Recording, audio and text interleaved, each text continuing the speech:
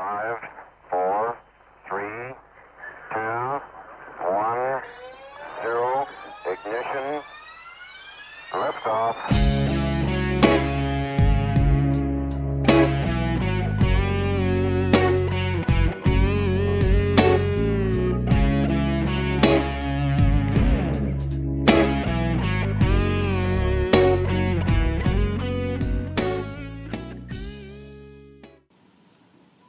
Hey everybody, in this video I'm going to cover a little bit about the 3D printing materials I use.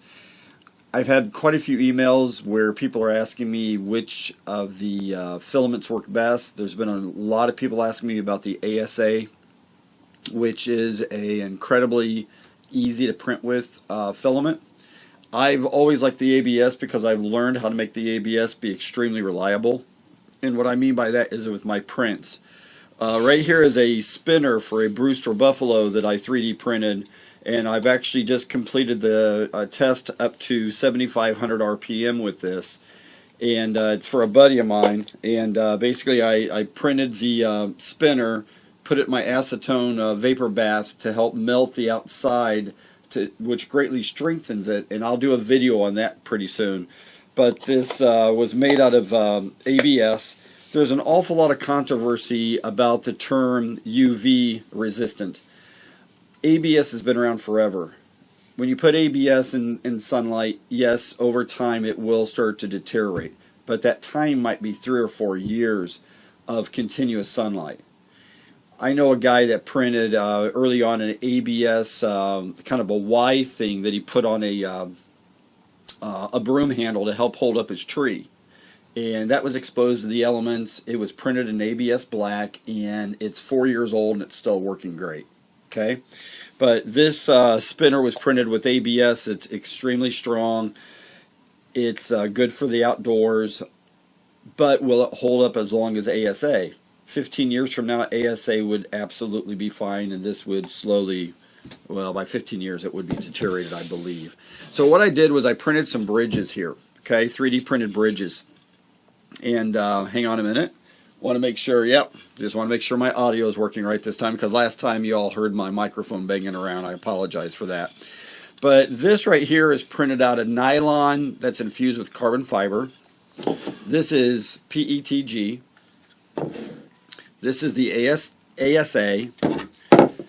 And this is the ABS. What I'm going to do over the next couple of months is I'm going to put these in the sunlight. I'm going to run them through my washer for my dishes many times to bring up and down the heat, expose it to moisture and water, and then I'm going to let them sit for several months in the sun. And periodically I'll do a video excuse me, where I'm going to put some weight on these, show how they're holding up. The reason this PETG was not done in black is I don't have any black PETG. So these are 15% fill rate inside, which you can kind of see. I hope you can see the diamond kind of patterns inside this. So these are pretty much hollow inside. But I want to test them. A lot of people think that the carbon fiber is stronger. It's not. Carbon fiber is done for a look. The look of this carbon fiber, and I'm not sure how well you can see it, and I might do a supplementary little video overlay that you might see up somewhere here. But the carbon fiber gives you a really neat look where you really can't see the lines from the layers and everything. It's really a cool look. It's kind of a flat black look. I have never tested this in the, let's see, not in tension but in compression. I've never tested it in compression. I've tested it in tension. In tension, this is not as strong as other nylons that don't have carbon fiber. Okay? I've not done a compression test yet. I just know that it looks really neat. I do know a lot of people have problem with nylons peeling up off their heated beds because nylon does shrink a lot. With the carbon fiber in it, it's a lot more stable. I've never had it peel up off my table. But I do have pure pure nylon. I have problems getting it to stick to my heated bed, and most of the time I'll use like an ABS juice or something to hold it down, or 2 or 3 layers of the glue stick. The easiest to print out of all of these is really the ASA. and I'll do some videos so you can see this up here in the corner. But the ASA just prints absolutely flawless. The biggest reason I've never gone completely to ASA is I don't know enough about it yet. I haven't done enough acetone vapor baths with it yet to see if I can get it completely smooth like glass. And it is a little bit more expensive. Okay, it's about 20% more expensive than ABS so far. And then I've got my ABS, which on this one you're going to notice a couple of places the layers didn't stick to each other, and that's because I accidentally printed this way too cool. I should have printed this at about 150C, and I printed at 125C. So anytime you print cool, your layers may not stick. Okay? So I just want to make this quick little video about these materials and stuff, and just talk about the success I'm having.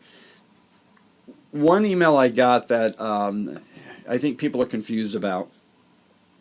When I build the engines for my little hobby company I have, where I'm doing the 3D radial engines and the inline sixes and stuff like that, it can take 24 to 36 hours to print a single engine. Engines that have the cooling fins are hard to make molds out of because the fins will stick in molds. But I want people to realize that there is absolutely a place, if you're in manufacturing, something bigger than me, where it's going to be much cheaper to make molds or make injection molds, if you're going to do mass production of a part. If you're doing what I do with 3D engines, where I'm always modifying them or customizing them for customers, then yes, 3D printing is it. But I don't want everybody to think they can buy a 3D printer and start up their own manufacturing and actually make good margins where they even pay for the 3D printer. Okay, there's a lot of thought and design and good business sense that has to go in to make money. Am I making money 3D printing engines right now? I'm making enough to pay for my hobby. Am I making enough to pay for the mortgage or my daughter's $400,000 of college she's going to start in 2 years? No, nowhere near. So just want everybody to understand that when there's two things for me when I 3D print is, can I get consistency in my prints so that I'm not spending a lot of extra time and losing margin? And the other thing is the 3D printers producing what I need for what I'm trying to provide to customers? And right now it is. Keep in mind, there's still some parts I machine once in a while on my lathe or my mill. There's still parts I have to cut, the aluminum push rods. So I'm not 3D printing 100% of the motor. There's aluminum parts. And I don't 3D print aluminum. I don't have $1 million for that machine. Thanks for watching my videos. I hope you enjoy them. I want you to also watch my videos to the end, because a lot of times I'll show some people that sponsor me or help me out in the world, and I want you to see them, and I want you to go buy their stuff. Okay, I really do. That's how we keep everything moving in the planet right now, at least until we're in the future with, Star Trek, where nobody has to make money. We just all have fun. Thanks for watching my videos. Keep the emails coming and have a wonderful day. Thanks, everybody.